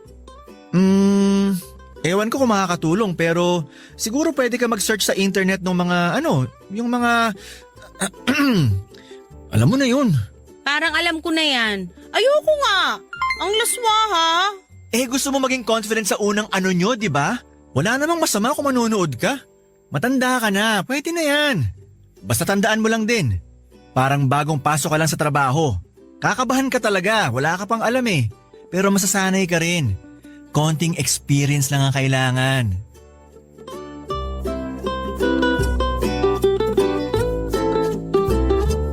Papadudot, nilapitan ko noon si Jim dahil bukod sa siya ang best friend ko ay alam kong malawak din ang kalaman niya sa usaping sex. Sa kanya lang din ako komportable noon na magsabi ng mga bagay na hindi ko masabi kay Ruel o sa pamilya ko. Napakalawak kasi ng pag-iisip niya, kaya alam ko noon na hindi siya manghuhusga sa akin. Liberated kasi si Jim at kabaligtaran ko, wala siyang naging steady na karelasyon dahil mas nag-i-enjoy siya sa pagiging single at walang commitment kahit kanino. Ilang beses ko nga siya noon na pinagsabihan na magseryoso na. Pero sinabi niya na bata pa raw siya at karapatan niyang tumikim bago siya mag-settle down. Sinabi niya na kailangan niyang malaman kung sino ang pinakamalasa para doon siya magstay. Hindi man kami parehas noon ng prinsipyo at ibang paniniwala ay hindi naman yon naging hadlang para hindi tumibay ang pagkakaibigan namin. Isang beses na kasing nasaktan si Jim. Na broken-hearted siya sa naging kaklase namin noong second semester ng first year college. Kaya nga siya nag-shift ng kurso. Yung babaeng niligawan niya ang nakauna kay Jim. Na in love talaga si Jim sa babaeng yon. Kahit nga ang tuition noon ni Jim ibinibigay niya sa babaeng yon para may pang out of town sila. Yun nga lang ay ginamit pala ng babaeng yon ang pera para mapuntahan ng boyfriend niya sa probinsya. Nalaman ni Jim lahat ng yon at binigyan niya ng chance yung babae pero naulit lang ang mga nangyari. Muling pinuntahan ng babaeng yon ng boyfriend niya sa probinsya gamit na naman ang pera ni Jim. Yun na nga ang huling beses na naging tanga si Jim sa pag-ibig. Ilang beses nakipagbalikan yung babae sa kanya pero hindi na pumayag pa si Jim. Nag-shift na nga rin siya ng kurso para makalayo na ng tuluyan sa babaeng yon. Mula noon, naging maingat na si Jim sa pag-ibig. Sinabi nga niya noon na tikim lang muna sa ngayon at hindi muna magseseryoso. Barangay Love Stories. Barangay Love Stories. At dahil nga sa wala akong nakuhang solid na advice kay Jim ay sinubukan ko namang lapitan ng isa ko pang kaibigan na si Mariel. Tulad ko ay nagkaroon din siya ng no sex before marriage pact sa una niyang naging boyfriend. Hindi nga lang niya yon na panindigan. Sa mismong gabi ng engagement nila ng first boyfriend niya ay may nangyari sa kanila. Nadala raw sila ng emosyon na hinaluan pa ng alak. Matapos noon ay nagpasya silang tapusin na ang relasyon nila, Papa Dudut. Nagulat kaming lahat. Hindi naman sila nagsabi kung ano yung dahilan nila. Nirespeto na lang namin yon. Saksi ako noon kung paano iniyakan ni Mariel ang relasyong yon. Masyado raw siyang nag-expect na hanggang dulo silang dalawa. Ganon din naman kami noon sa kanila. Makalipas ang isang taon ay nagkaroon ulit siya ng panibagong relasyon. Hindi na niya muling binalikan pa ang no sex before marriage pact. Inayaan na lang niya ang panahon at mga katawan nila kung saan man sila dadalhin. Sa naging bagong karelasyon ni Mariel, doon siya naging kampante. Doon siya nagtagal hanggang isang araw ay bigla na lang silang kinasal. Doon ko pa nga lang noon nakitang totoong masaya si Mariel. Ramdam ko noon na kahit na hindi niya sinunod ang panata niya ay naging masaya naman siya, Papa Dudut. Naisip ko na pwede rin kaya akong maging katulad niya. Habang iniisip yon ay kinilabutan ako. Parang nung time na yon talaga ay hindi pa ako handa hanggat hindi kami nakakaabot sa altar ni Roel. Pero aminado akong kailangan ko rin ang opinyon ni Mariel. Kaya ako siya nilapitan. Nagulat nga siya na sa kanya ako lumapit siya pangaraw yung hindi nakatiis sa panata niya para sa sarili niya.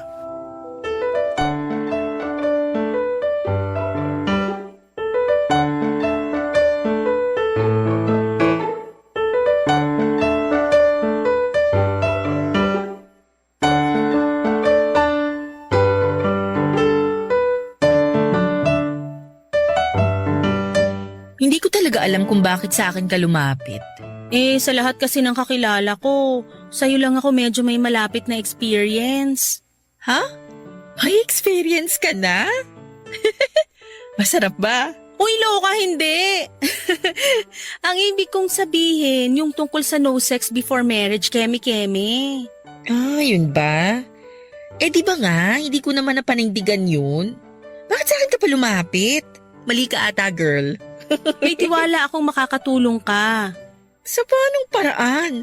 Hindi ka ba nang hinayang na nabigay mo yung virginity mo sa taong akala mo yun na? Yung akala mo forever mo na? Nung una, oo. Sino ba namang hindi, di ba?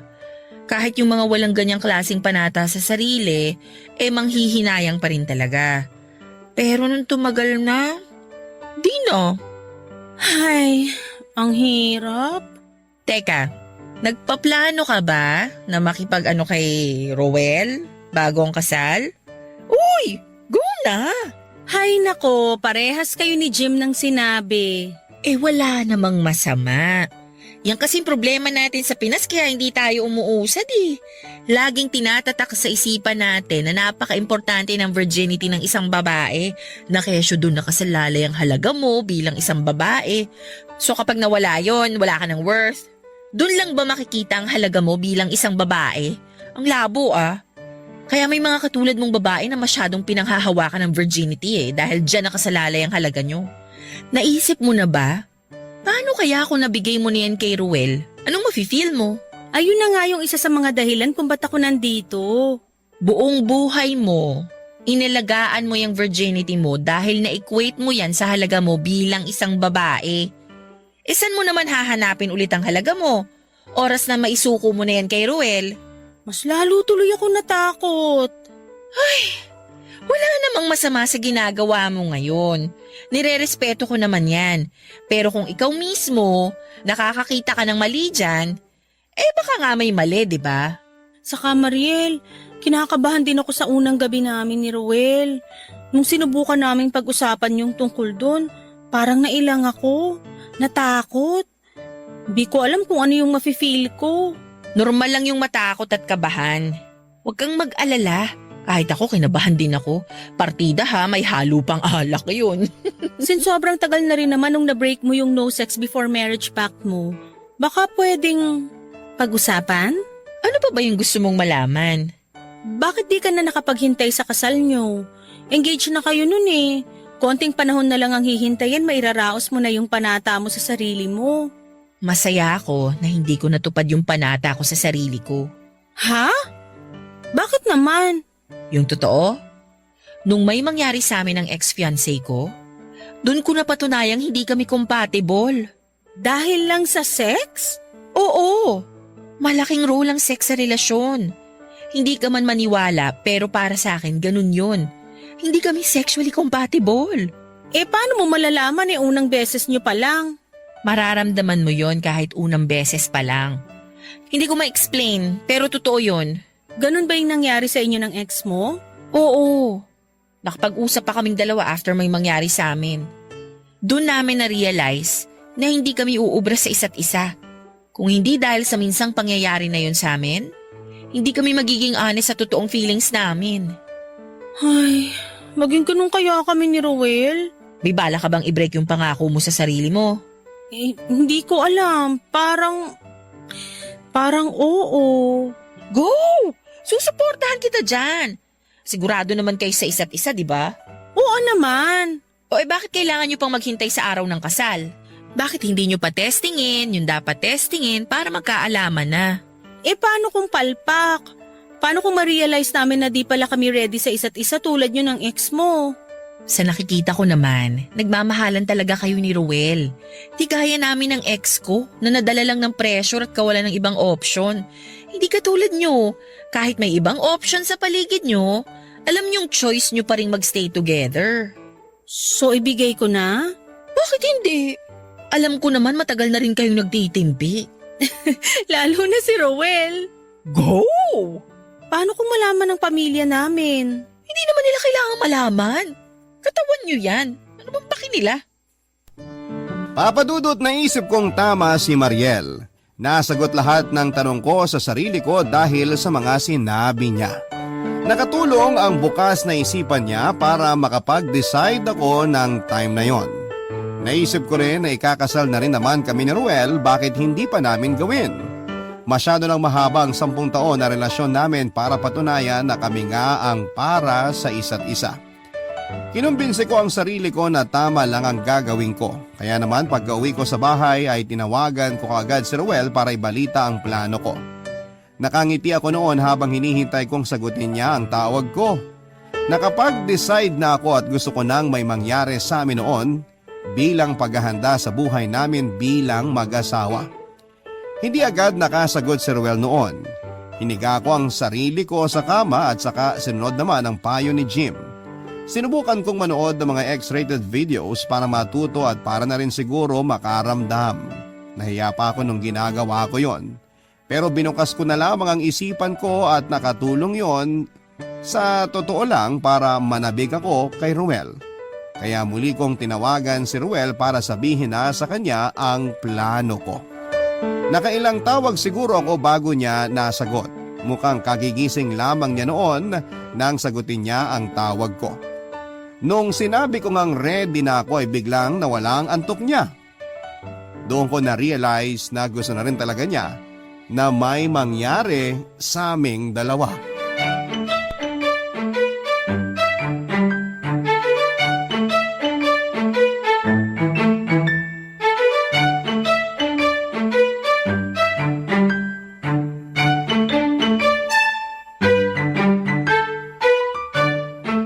Ready na ako.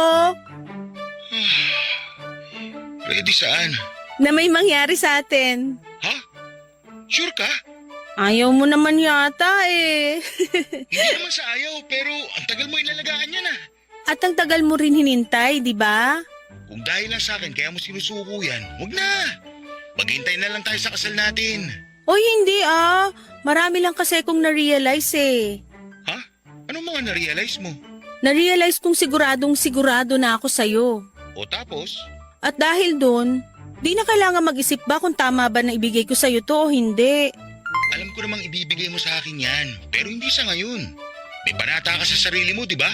Sabi ko nga sa'yo, marami na akong na-realize.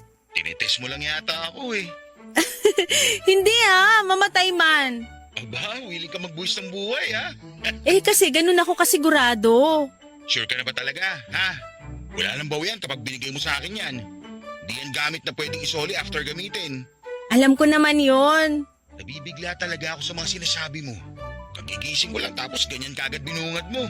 Di ka ba na-excite?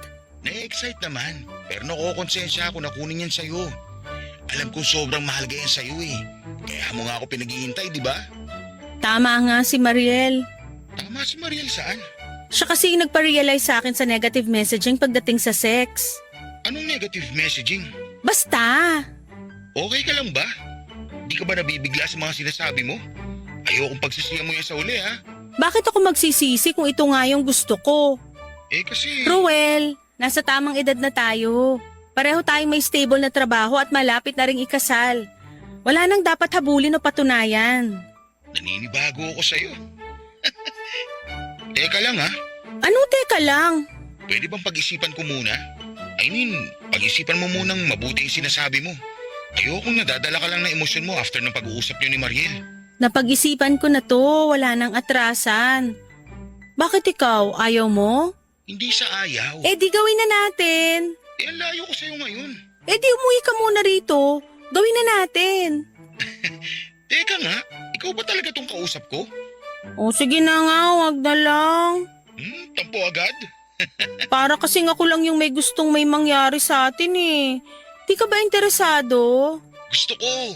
Gustong gusto. Yun naman pala eh. Umuwi ka na muna rito. Gawin na natin.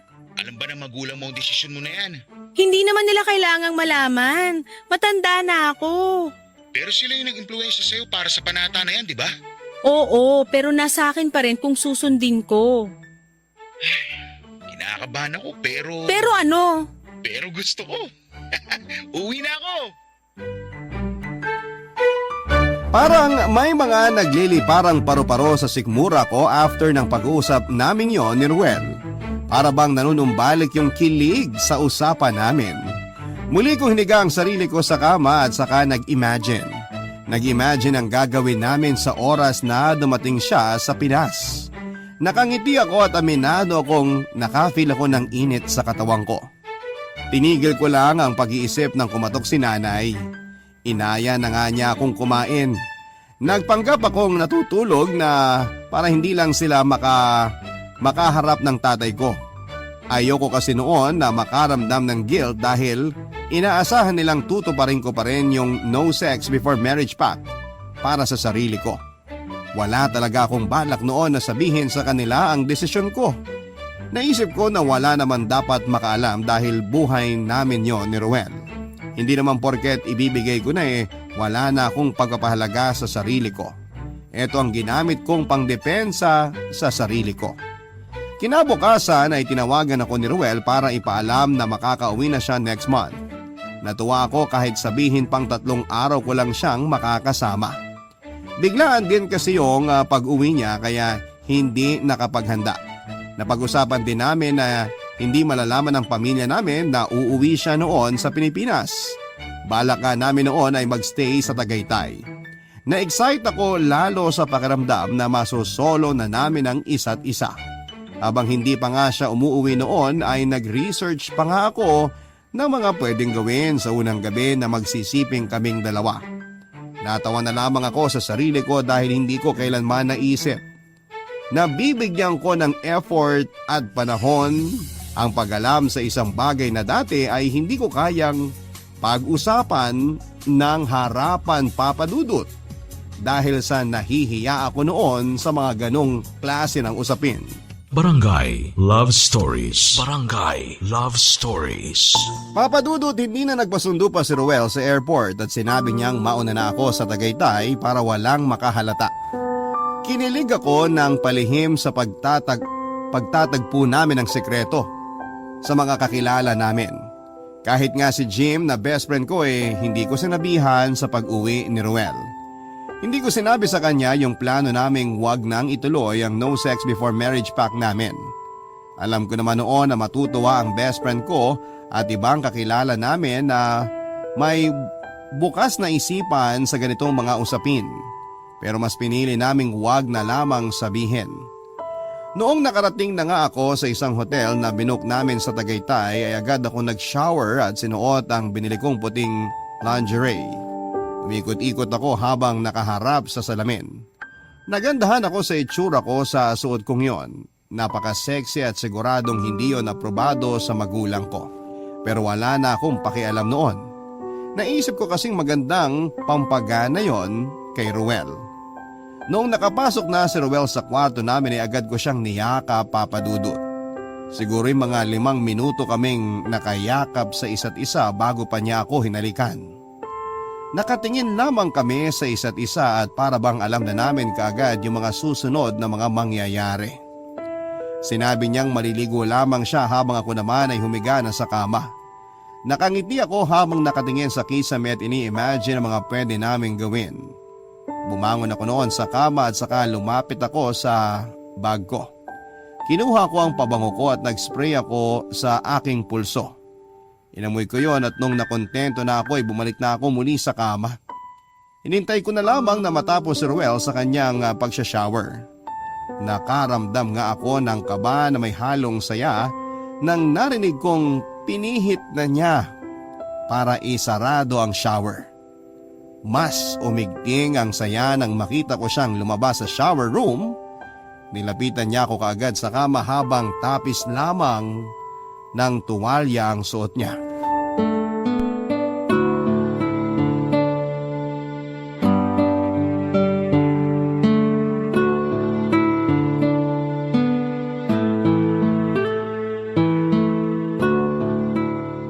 Ngayon ko lang nakita yung suot mo Bago?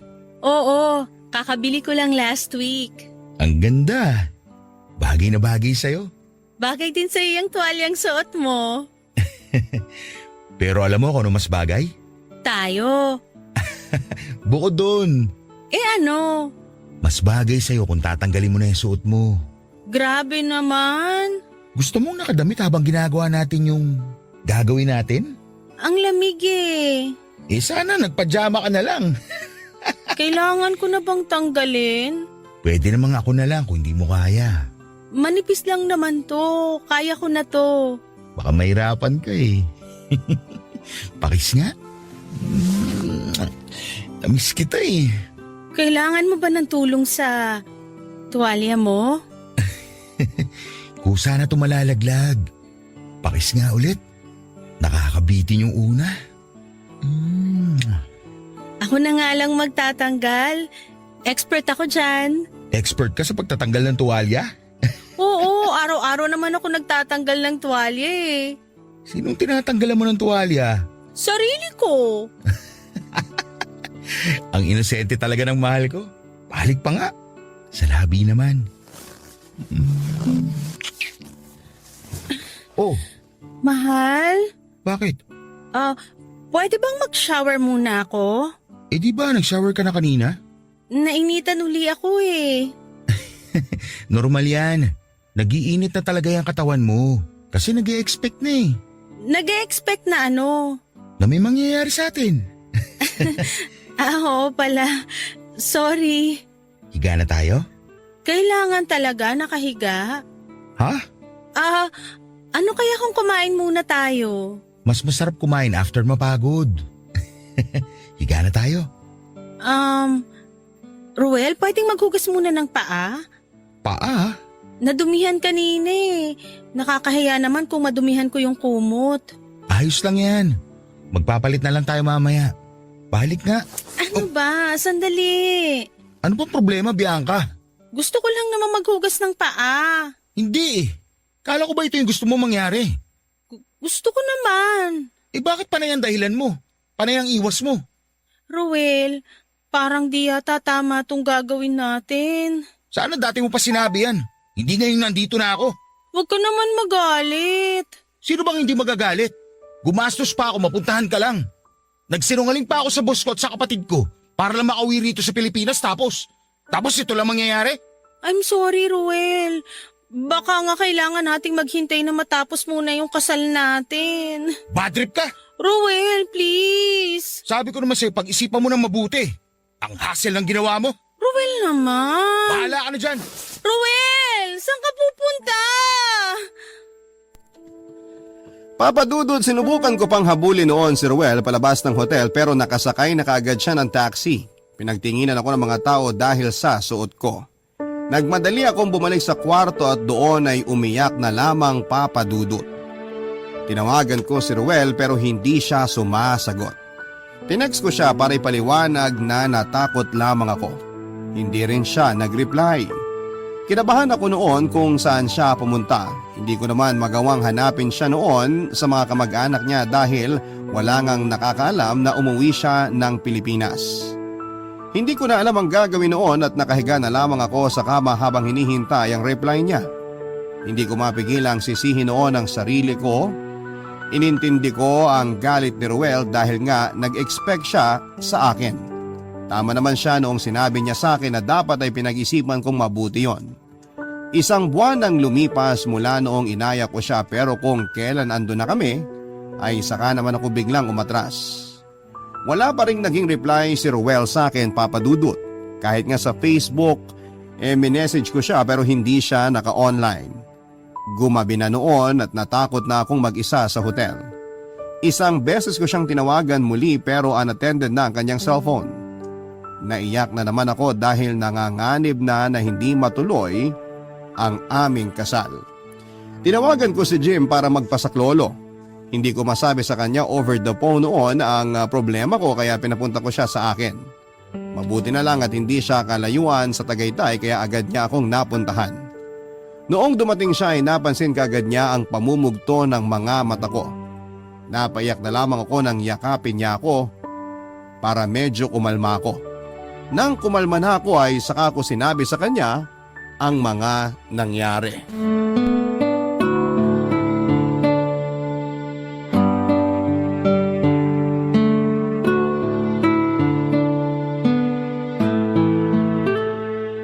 Ng magulang ko sa akin. Nahiya ako bigla. Naasiwa ako. Hindi mo ba narinig yung paalala ng magulang mo a month ago? Seryosohin mo naman sana tong sinasabi ko sa'yo. Naaawa na natatawa ako sa'yo eh. Na natatangahan. Jim naman eh. Tanggapin mo na. Kasalanan mo to. Tanggap ko naman. Pero parang ayaw tanggapin ni Ruel eh. Nagpapalamig lang yun. Huwag ka mag-alala. Paano kung hindi? Baka nagpapainit na sa iba. Hindi magandang biro yan ah. Sorry. Anong gagawin ko? Ano ba kasing pumasok sa isip mo at bigla ka nag-decide na may mangyari na sa inyo? Sinunod ko lang naman yung mga payo nyo. Kasi kahit naman payuhan ka namin na ibigay mo na, alam naming di ka rin susunod. Kasi alam namin na pinapahalagahan mo yung puri mo. Tinetest ka lang namin. Alam nyo namang marupok ako. Alam nyo madali akong maniwala. Bakit nyo kailangang itest ako? Oo, madali kang maniwala. Pero pagdating sa usapang sex, di ka basta-basta nagpapatinag. Kaya nga kampante ako noon na i-push ka na isuko na yung ano mo eh. Kasi alam kong di ka makikinig. Ang problema, nakinig ako sa'yo. Ayun lang. Ayaw mo talaga akong seryosohin no. Ay, masyado na kasing mabigat itong nangyari. Gusto ko lang gawing light para di ka na ma-stress. Nakaka-stress naman kasi talaga. Alam ko. Hintayin na lang natin yung reply ni Rowel. Malamang nagpapalamig lang yun. Na-miss ka nun sigurado kaya magbababa rin yun ng pride. Sure ka? Sana. Anong sana? Pinapalakas ko lang loob mo. Hindi ko na alam ang gagawin ko. Baka biglang umatras sa kasal si Ruel. Di naman siya ganun kababaw para hiwalayan ka para lang sa sex. Hello? 10 years siya naghintay. Ano ba naman yung maghintay pa ng 1 taon, di ba? Paano kung napuno na siya? Paano kung na-realize niyang hindi na niya kayang maghintay pa? Diyan. Paano kung... Hindi ko na alam, Jim. Baka kahit sa mismong araw ng honeymoon namin, matakot pa rin akong ibigay. Kasi binalot mo na sa virginity mo yung halaga mo, ganon. Baka maging problema to sa amin. Huwag kang nega dyan. Ano ka ba naman? Jim, Oh, gaano ka natakot nung una kang nakatikim? nang ano? Alam mo na kung ano. Kinabahan ako noon, solid. Halos di nga gumana. Gumana? Basta ayaw niyang mag-ano, para makaano. Ang hirap kasi sabihin sa'yo, nakakailang. Bakit ka naman maiilang? Kasi wala ka pang experience. Magkaka-experience din ako. Aba, kailan pa kaya? Ito naman. Pero seryoso nga, kakabahan ka talaga sa una. Ang awkward nga nung ginawa ko Ramdam ko na di siya komportable sa ginagawa ko kaya nawalan ako ng confidence. Kaya ayun, di gumana. Kailan gumana? Mga ilang oras siguro yung nakalipas. Bale, pinalakas niya ang loob ko. Tapos hinawakan niya. Lahat sa akin. Doon, nag-init ako noon.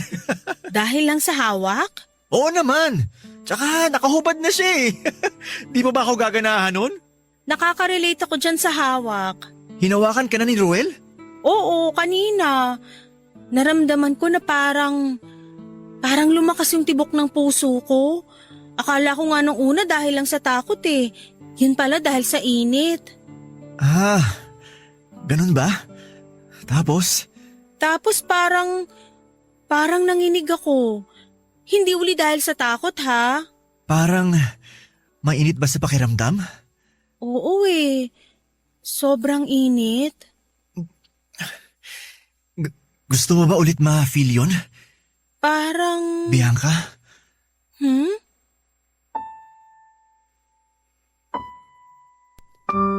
Papadudot dala ng sobrang init ng usapan ay may nangyari sa amin ni Jim. Hindi ko na siya napigilan pa nang ihiga niya ako sa kama at hinalikan. Hindi ako nakaramdam ng takot o kaba. Hinawakan niya ako sa mga nakatagong parte ng katawan ko.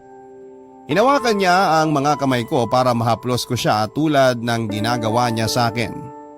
Habang may nangyayari sa akin ay walang ibang nasa isip ko kundi si Ruel. Ini-imagine ko na si Ruel ang kasiping ko ng gabing yon at hindi si Jim. Narinig ko pa nga sa sarili kong isinigaw ang pangalan ni Ruel. Hindi na kami nakapag-usap sa nangyari. Papadudot nagkaayos kaming muli ni Ruel at nagsorry siya dahil nagtunog na mimilit daw siya noong nasa hotel kami. Sinabi niya na kung hindi pa ako handa ay maghihintay pa rin siya. Nakaramdam po ako ng konsensya dahil sa mga nangyari. Nag-usap kami ni Jim sa tawag dahil ayaw niyang magpakita sa akin. Tinanong ko siya kung ano yung pwede naming gawin pero wala siyang may offer na solusyon. Mula noon ay nilian na niya ako at neto lang nakaraan nalaman kong umalis na siya sa Metro Manila.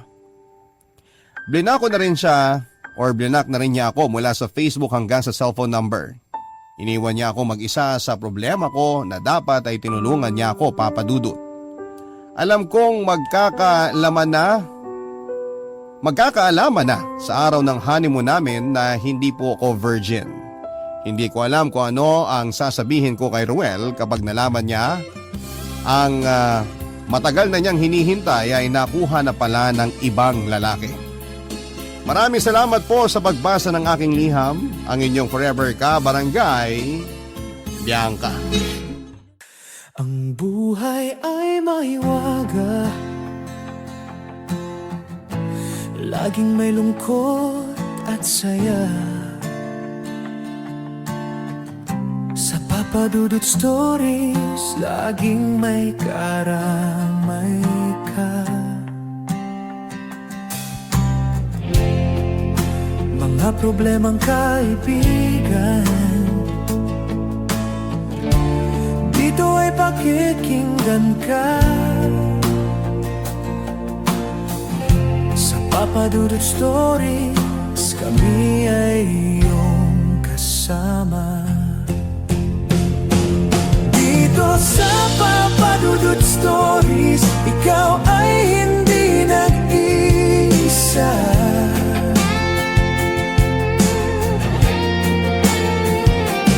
Dito sa Papadudot Stories, may nagmamahal sa'yo.